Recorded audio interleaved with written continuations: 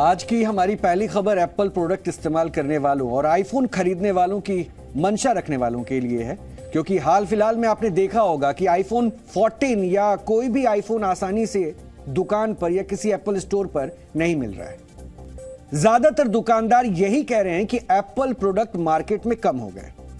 तो सवाल यह है कि क्या एप्पल ने अपने प्रोडक्ट की मैन्युफैक्चरिंग कम कर दी है या फिर यह कोई मार्केटिंग स्ट्रैटेजी है? दरअसल इस सवाल का जवाब चीन में है। आपने आईफोन, आईपैड या उसके डब्बे को कभी ध्यान से देखा है? अगर देखा होगा तो आपको उसमें दो खास बातें लिखी मिली होंगी।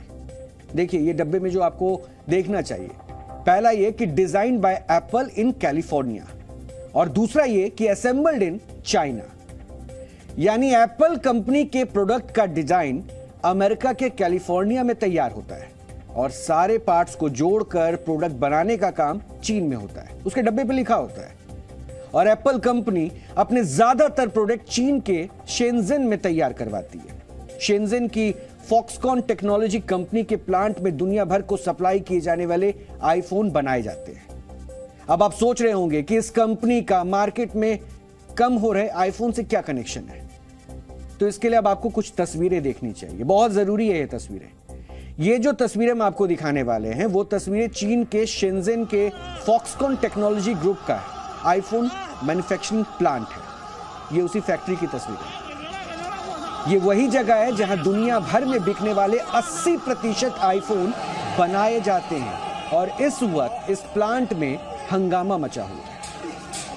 पिछले कुछ दिनों से प्लांट में काम करने वाले कर्मचारियों और सुरक्षा कर्मियों के बीच जंग छिड़ी हुई है। दरअसल कोविड-19 को लेकर चीन की सख्ती बनी हुई है और चीन में किसी इलाके में कोविड संक्रमण पाए जाने पर वहां तुरंत लॉकडाउन लगा दिया जाता है और इसकी वजह से लोगों को काफी परेशानी होती है। पिछले 1 महीने से कोविड-19 को लेकर यहां भी कई तरह के प्रतिबंध लगे हुए और इन प्रतिबंधों की वजह से ही इस फैक्ट्री में काम करने वाले जो लोग हैं, क्योंकि ये वहां पे काम करते हैं, जिनको आप भीड़ में देख रहे हैं, जो हंगामा होता हुआ आपको नजर आ रहा है, ये वहां पे काम करने वाले कर्मचारी हैं और इसी लॉकडाउन की वजह से ये परेशान हो गए। हालात ये हो गए हैं कि सुरक्षा कर्मियों के साथ इनकी मारपीट की भी नौबत आ गई है।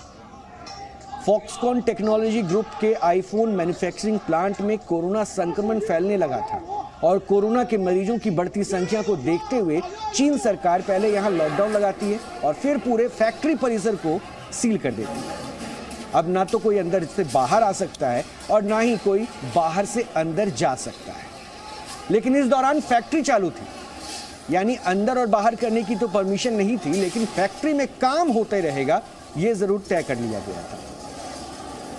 और इसी बीच धीरे धीरे कोरोना संक्रमण और तेजी से फैलने लगा। प्लांट में काम करने वाले लगभग 2 लाख से ज्यादा कर्मचारियों में संक्रमित हो जाने का डर फैल गया और कोरोना संक्रमण फैलने से हालात ज्यादा खराब होते चले गए। दरअसल कोरोना फैलने के बावजूद फॉक्सकॉन टेक्नोलॉजी ग्रुप ने फैक्ट्री बंद नहीं की। मैन्युफैक्चरिंग की जो यूनिट है वो चलती रही, जिसकी वजह से कर्मचारी ज्यादा नाराज हो गए और प्लांट में काम करने वाले कर्मचारियों को सुरक्षा कर्मियों ने बुरी तरह से पीटा भी।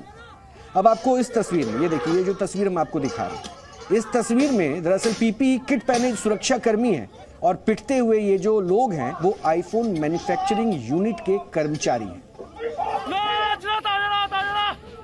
यानी सुरक्षा कर्मी, वहां पे जो कर्मचारी लगातार काम कर रहे हैं, जिनको बंद कर दिया गया है, जिनके ऊपर कई सारे रुकावट हैं कि वो बाहर नहीं जा सकते, बाहर से कोई अंदर नहीं आ सकता और अपनी नाराजगी इस कोविड लॉकडाउन की वजह से वो जता रहे हैं, तो उनको सुरक्षा कर्मियों ने फिर अच्छे से पीटा।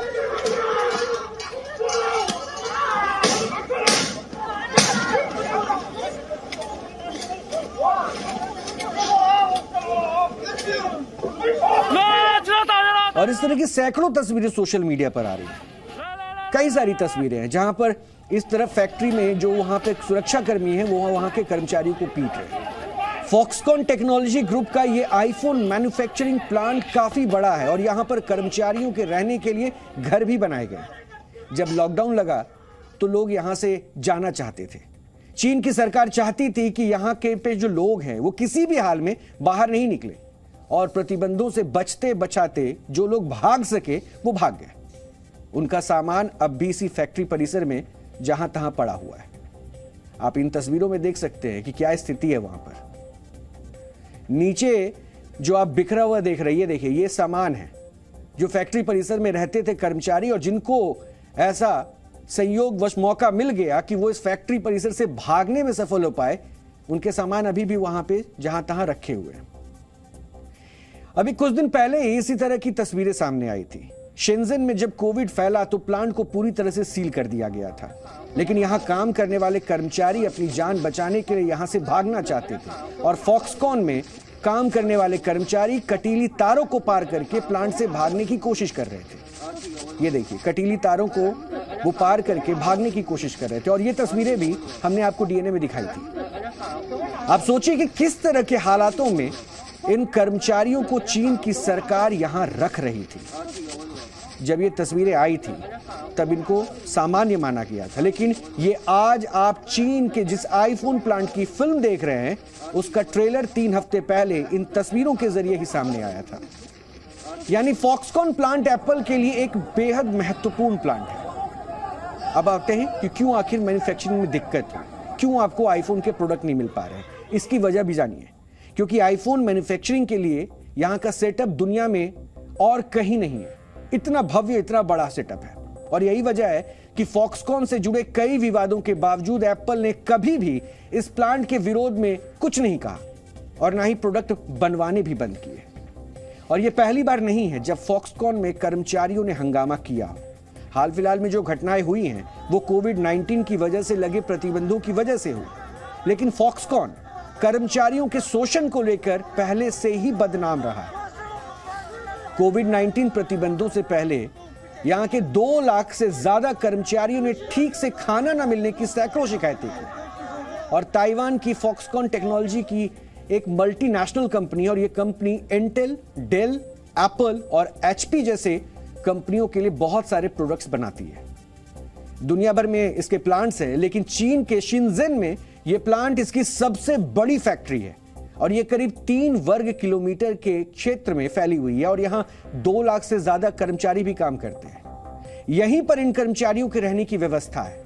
इसकी शुरुआत 1988 में हुई थी। उस वक्त चीन ने मल्टीनेशनल कंपनियों को अपने यहां आकर्षित करने के लिए शिनजन में एक खास इकोनॉमिक जोन बनाया था, और उस वक्त यह चीन का पहला स्पेशल इकोनॉमिक जोन था। इस पूरे क्षेत्र को लोंगहुआ साइंस एंड टेक्नोलॉजी पार्क कहा जाता है। फॉक्सकॉन टेक्नोलॉजी वर्ष 2010 में उस वक्त चर्चा में आई जब यहां पर बड़ी संख्या में लोग आत्महत्याएं कर रहे थे। उस दौरान यहां के कर्मचारियों ने फैक्ट्री की छतों से कूदकर अपनी जान दे दी थी, और इन कर्मचारियों ने मांग की थी कि उन्हें काम का अच्छा माहौल मिले, वेतन बढ़ाया जाए, काम के घंटे अंतर्राष्ट्रीय मानकों के हिसाब से तय हो, और जरूरत पड़ने पर छुट्टियां भी दी जाए। दरअसल उस वक्त यहां पर यह सुविधाएं कर्मचारियों को नहीं दी जाती थी। बंधुआ मजदूर की तरह यहां के लोग काम करते थे। सामूहिक आत्महत्या की इस घटना के बाद एप्पल और फॉक्सकॉन टेक्नोलॉजी पर दबाव बढ़ गया, और इस दबाव की वजह से कंपनी ने कर्मचारियों का केवल वेतन बढ़ाया, लेकिन वर्क कंडीशन में कोई खास बदलाव नहीं किया गया। कंपनी ने कर्मचारियों की आत्महत्याएं रोकने के लिए काउंसलिंग सेंटर बना दिए। काउंसलिंग सेंटर बनने के साथ ही कंपनी ने एक खास निर्णय भी लिया। उसने अपनी सभी इमारतों में दूसरे या तीसरे फ्लोर पर जालियां लगवा दी। वो देखिए, वो तस्वीरें भी हम आपको दिखाएंगे, जिसमें आप देखेंगे कि वहां पर दूसरे और तीसरे फ्लोर पर जालियां लगा दी गई है कि कोई अगर आत्महत्या करने की कोशिश करे तो इन जालियों में फंस जाए। इन जालियों को लगाने के पीछे मकसद यह था कि जब भी कोई कर्मचारी छत से कूदेगा तो वो जमीन पर सीधा नहीं गिरेगा, बल्कि जालियों पर गिरेगा। इससे उसकी मौत नहीं होगी। जालियां लगाने का फायदा यह हुआ कि आत्महत्या करने की दर कम हो गई। हालांकि वर्ष 2012 में इस फैक्ट्री के 150 कर्मचारी एक साथ छत पर इकट्ठा होकर नीचे कूदने की धमकी देने लगे, और कर्मचारियों के इस कदम से डरकर मैनेजमेंट ने उनकी मांगे मान ली। इसी तरह की घटना वर्ष 2016 में भी हुई। उस समय भी कर्मचारी फैक्ट्री में काम करने के प्रेशर को लेकर अवसादग्रस्त होकर सामूहिक आत्महत्या करना चाहते थे, और कुछ समय बाद फैक्ट्री परिसर के चारों ओर कंक्रीट की ऊंची दीवारें खड़ी कर दी गई, और इन दीवारों के बनाने के पीछे भी मकसद यह था कि बाहर का कोई भी आदमी चोरी छिपे यहां घुस ना पाए, और यहां के कर्मचारी बिना परमिशन बाहर ना जा पाए। और ये कंक्रीट की जो बड़ी बड़ी दीवारें खड़ी की गई, उसके पीछे उद्देश्य यही था कि फैक्ट्री में जो शोषण हो रहा है, यानी चीन के इस फैक्ट्री में जो शोषण कर्मचारियों का हो रहा है, उसकी जानकारी किसी तक ना पहुंचे। इस फैक्ट्री में कर्मचारियों को शोषण की खबरों के बीच कई पत्रकारों ने वहां जाने की नाकामयाब कोशिशें भी की। वो चाहते थे कि यह सच्चाई दुनिया के सामने आए, लेकिन यहां की खबरें जल्दी बाहर नहीं आ पाई, क्योंकि वहां पर इतने सारे प्रोटेक्शन शील्ड लगा दिए गए थे ताकि बाहर का कोई भी शख्स अंदर ना आ सके। लेकिन एक अमेरिकन पत्रकार ब्रायन मर्चेंट यहां घुसने में कामयाब हो गए थे। यहां के हालातों पर उन्होंने वर्ष 2017 में किताब लिखी, जिसका नाम है the one device, secret history of iPhone. इस किताब में इस फैक्ट्री के अंदर कर्मचारियों के साथ हो रहे शोषण को लेकर और उस तरह की कई घटनाओं और बातों के बारे में जिक्र किया गया, लिखा गया है। और इस किताब में लिखा है कि वर्ष 2012 में कंपनी में 4 लाख से ज्यादा लोग काम करते थे और इसमें 1,80,000 कर्मचारी बिना सैलरी वाले कर्मचारी थे। यह इस किताब में लिखा है। और इन कर्मचारियों में बच्चे भी थे, जिनकी उम्र 14 से 15 साल थी। इस किताब में वो ये भी लिखते हैं कि इस फैक्ट्री के आसपास के स्कूली बच्चों को स्कूल असाइनमेंट के तहत फैक्ट्री में काम करवाया जाता था, और जो भी बच्चे ऐसा नहीं करते थे उनको स्कूल से निकालने की धमकी भी दी जाती थी। यानी असाइनमेंट दिया जाता था कि जाइए इस फैक्ट्री में इन बच्चों को काम करवाइए, ये बच्चे वहां पे काम करेंगे। ये वो दौर था जब फैक्ट्री पर आईफोन सप्लाई का दबाव था, लेकिन कर्मचारियों की कमी थी। इस दौरान बहुत सी शिकायतों के बाद भी चीन की सरकार ने कोई कदम नहीं उठाया। दरअसल चीन अमेरिकी कंपनी को दिया अपना कमिटमेंट पूरा करना चाहता था, और चीन की सरकार जानती थी कि अगर आईफोन की सप्लाई बाधित हुई तो इससे चीन का नाम खराब होगा, और इस वजह से फैक्ट्री में बाल मजदूरी तक करवाई गई, और जो कर्मचारियों का शोषण होता रहा वो तो आपने देखा ही। एप्पल अपने प्रोडक्ट जिस फैक्ट्री में बनवा रहा है, अगर वो इतनी ही विवादित है तो ऐसा क्यों है कि उसने मैन्युफैक्चरिंग बंद नहीं की? तो इसका जवाब यह है कि एप्पल इस फैक्ट्री पर पूरी तरह से निर्भर है। वर्ष 2020 में एप्पल ने 23 crore iPhones, 7 crore iPads, 2 crore MacBooks, 11 crore AirPods, 4 crore Apple watch बेचे थे।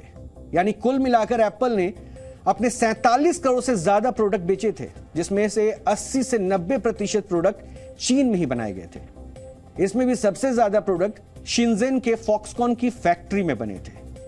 और इस वक्त नेटवर्थ के हिसाब से एप्पल दुनिया की सबसे बड़ी कंपनी है। एप्पल की नेटवर्थ 188 लाख करोड़ रुपए से ज्यादा है, और यह नेटवर्थ दुनिया के 180 देशों की जीडीपी से भी ज्यादा है। लेकिन एक दौर था जब एप्पल दिवालिया होने के कगार पर थी। वर्ष 1990 में ऐसे हालात बन गए थे कि एप्पल बंद होने वाली थी, लेकिन तब स्टीव जॉब्स ने चीन से सस्ते दामों पर छोटे छोटे प्रोडक्ट्स मंगवाने शुरू किए, और स्टीव जॉब के इस कदम से एप्पल के प्रोडक्ट सस्ते हुए और लोगों की पहुंच में भी आ गए। यहीं से एप्पल और चीन के संबंध शुरू हुए। दिवालिया होने जा रही एप्पल ने एक खास बिजनेस मॉडल पर काम किया। आपने देखा होगा कि हर साल सितंबर के महीने में एप्पल अपने किसी भी नए प्रोडक्ट के साथ बाजार में एंट्री करता है। उसके 2 हफ्ते के अंदर पूरी दुनिया में उसके प्रोडक्ट दुकानों तक पहुंच जाते हैं। यह वो समय होता है जब दुनिया के कई देशों में त्योहार का मौका होता है। अक्टूबर से लेकर जनवरी तक भारत में दशहरा, दिवाली और पूरी दुनिया में क्रिसमस, न्यू ईयर जैसे त्योहार होते हैं, और इन त्योहारों पर लोग खरीदारी करते हैं। इसलिए यह वो समय होता है जब एप्पल के नए प्रोडक्ट्स मार्केट में मौजूद होते हैं। लेकिन इस बार त्योहारी सीजन में एप्पल प्रोडक्ट की सप्लाई कम हुई। सप्लाई कम होने की पहली वजह है कोरोना पर चीन की जीरो कोविड पॉलिसी, जिसके तहत कोरोना के केस मिलते ही इलाके को लॉकडाउन से बंद कर दिया था, यानी वहां पर लॉकडाउन लगा दिया जाता था, और इस वजह से एप्पल की सप्लाई प्रभावित हुई। इसकी दूसरी वजह भी है अमेरिका और चीन के बीच ट्रेड वॉर। इसके तहत दोनों देश एक दूसरे कंपनियों पर, यानी एक देश दूसरे देश की कंपनी पर टैक्स बढ़ा रहा है, और नए नए प्रतिबंध भी वो लगा रहे हैं। इसकी तीसरी वजह भी है वैश्विक राजनीति। यूक्रेन और ताइवान को लेकर अमेरिका और चीन की पॉलिसी अलग अलग है, और यह भी वजह है कि यहां पर सीधे सीधे एप्पल को इसका इंपैक्ट झेलना पड़ा। एप्पल अपने प्रोडक्ट का डिजाइन अमेरिका के कैलिफोर्निया में तैयार करता है और सस्ती लेबर के चक्कर में चीन में प्रोडक्ट बनवाता है।